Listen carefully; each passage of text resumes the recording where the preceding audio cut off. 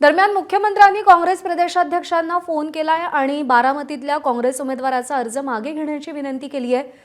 दरम्यान सुनेत्रा पवार यांनी देखील हर्षवर्धन सपकाळांना तिसऱ्यांदा फोन करून बिनविरोध निवडणुकीची विनंती केली आहे। तर शरद पवारांनी काँग्रेस पक्षश्रेष्ठींशी चर्चा केली आहे।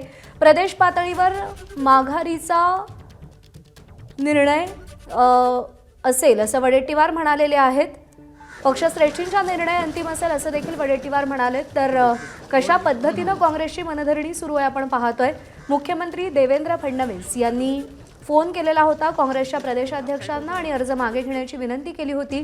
तर सुनेत्रा पवार यांनी तिसऱ्यांदा फोन करून हर्षवर्धन सपकाळ यांच्याकडे बिनविरोध निवडणुकीची विनंती केली होती।